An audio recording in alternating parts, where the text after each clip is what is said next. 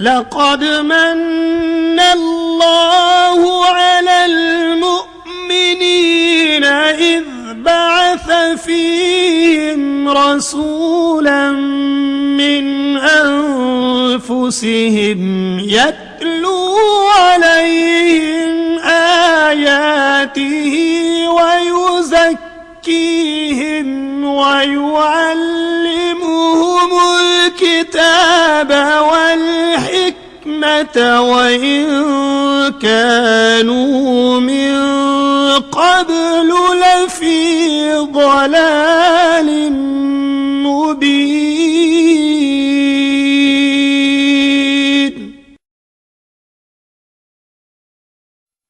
نحمده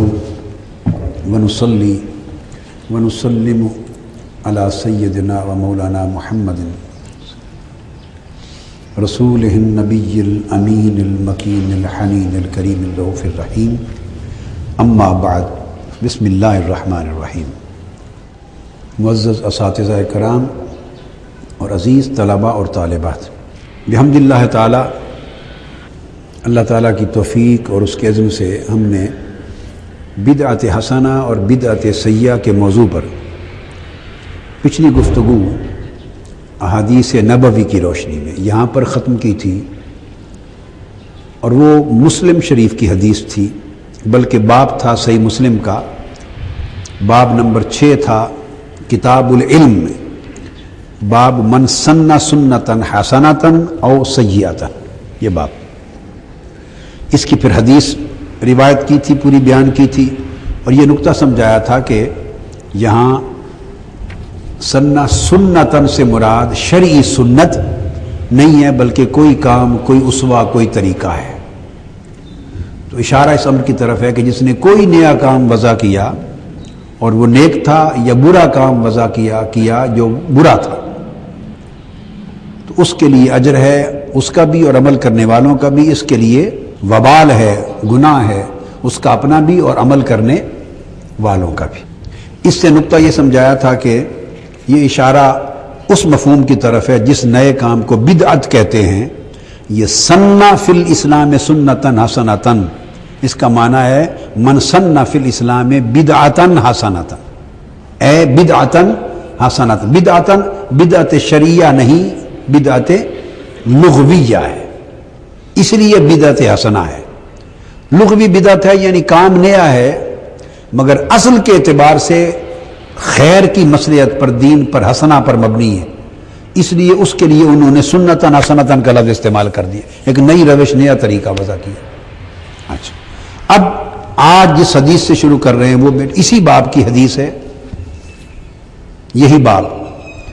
باب نمبر 6 کتاب العلم میں، اور وہ جو حدیث بیان کی تھی بیٹے وہ حدیث نمبر 15 تھی اس باب میں. یہ مسلم شریف کے اندر وہ حدیث نمبر جو کتاب ہے، کتاب اس کی وہ حدیث تھی 1017. اب آج اسی باب کی اگلی حدیث جو باب کے اندر حدیث نمبر 16 ہے، چونکہ 4 دیکھو نا، 15 کے بعد 16 آ گیا نا، درمیان میں 3 اسناد امام مسلم نے اسی حدیث کے سنتن حسنتن اور سنتن سیئتن کے 3 سندیں، 3 اسناد، 3 طرق اور بیان کی ہیں. گویا اس ایک موضوع پر 4 حدیثیں ہیں. ایک مرتبہ آپ کو یاد ہے میں نے اصول حدیث کی بات درمیان میں کرتے ہوئے سمجھایا تھا کہ اسناد پورا جو ہوتا ہے وہ حدیث کے لیے وہ حدیث ہوتی ہے. اس لیے پھر امام مسلم کا طریقہ یہ ہے کہ وہ ایک پورے سند کے ساتھ ایک حدیث لا کر اس کے بعد وہی متن حدیث کا دیگر الگ اسانید سے اور الگ طرق سے اگر مروی ہو تو پھر وہ دوبارہ متن نہیں دہراتے. یہ امام مسلم کا طریقہ ہے. نحوہ کہہ دیتے ہیں، مثلہ کہہ دیتے ہیں، وہی نفس الحدیث، نفس متن، مگر اس کی سند کو بیان کر دیتے ہیں. اور اگر کوئی لفظ اضافی ہو یا مختلف ہو، مضمون تھوڑا مختلف ہو، تو اس کا در بیان کر دیتے ہیں. ایک ہی باب میں سب احادیث کو جمع کر دیتے ہیں. یہ مسلم شریف کی جتنی احادیث کی تعداد مذکور ہے اس کی وجہ یہی ہے کہ وہ ہر متن کے ساتھ جتنی سندیں الگ آ گئی ہیں وہ سب احادیث شمار ہوتی. تو 3 حدیثیں اور ہیں، کویا ملا کے 4 احادیث الگ الگ سندوں کے ساتھ اور طرق کے ساتھ سنتن حسنتن کے اوپر دال ہے 4۔ اس اعتبار سے اب یہ 5ویں حدیث، چونکہ ایک اس میں نے ایک بیان بھی کر دی تھی، میں نے کہا جس میں لفظ ذرا اضافی آ جائے، تھوڑا سا مختلف آ جائے تو اتنا حصہ بیان کر دیتے۔ تو تیسری حدیث میں امام مسلم میں ایک مختلف لفظ تھا، اس کو بیان کر دیا، اور وہ کہا قال جریر بن عبداللہ قال رسول اللہ صلی اللہ علیہ وسلم لا یسن عبد سنتن صالحتن یعمل بها بعدہ، تو اس میں لفظ سنتن صالحتن کا لفظ آیا ہے حسنتن کی جگہ۔ آگے پھر ثم ذکر تمام الحدیث، پھر وہ ساری حدیث کا مضمون بیان کر دیا، تو مطلب ہے بعد میں سنتن سیئتن، سنتن حسنتن کو ایک اور اصطلاح سنتن صالحتن کی بھی بیان کر دی حدیث پاک میں۔ اب ایک اور آگے اگلی حدیث آئی ہے اسی باب میں، اس میں ابو ہریرہ رضی اللہ تعالیٰ عنہ راوی ہیں، حضور علیہ السلام نے فرمایا ان رسول اللہ صلی اللہ علیہ وسلم قال من دعا الى ہدن کان له من الاجر مثل اجور من تبعہ لا ينقص ذلك من اجورهم شيئا ومن دعا الى ضلالة کان علیہ من الاثم مثل آثام من تبعہ لا ينقص ذلك من آثامهم شیئا۔ اب نقطہ یہ سمجھا رہا تھا کہ ہم نے یہ جو تقسیم قبول کی ہے، یہ تقسیم دین کی جملہ تعلیمات اور احادیث کی میں جہاں ایسا بیان آیا اس کا منشا یہ ہے کہ دو متوازی، دو متناقض، دو متقابل چیزیں بیان کی جاتی ہیں۔ سننا کے لفظ میں بھی یہی بیان کیا۔ اب آگے فرمایا من دعا الی ہدی، جس نے ہدایت کی طرف دعوت دی۔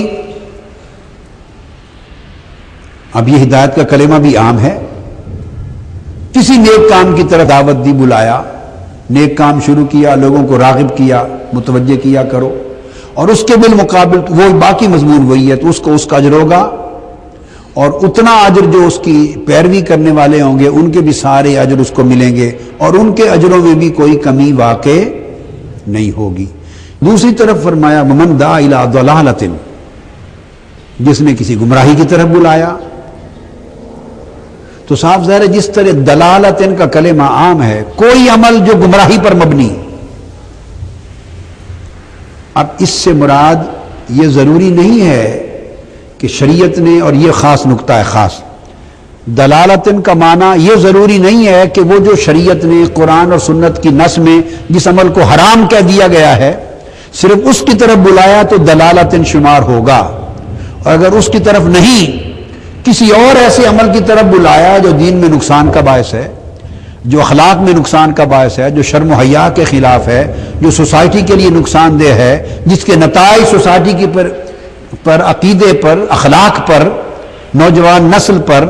دین پر برے واقع ہو سکتے ہیں، جو دین کو کمزور کرنے کا سبب ہو سکتا ہے، تو کیا وہ دلالتن ہوگا یا نہیں؟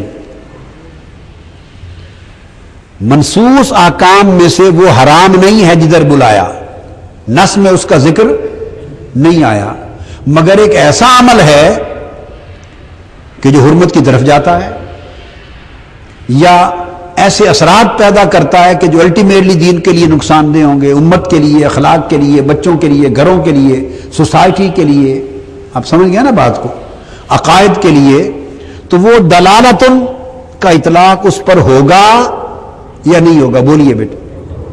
میں یہ استدلال قائم کر رہا ہوں بیٹے، یہ دلالتن کی جو تعریف کر رہا ہوں یہ مبدأ استدلال ہے یا مبدأ استنباط ہے آگے بات کے لیے۔ تو دلالتن کے معنی کو پہلے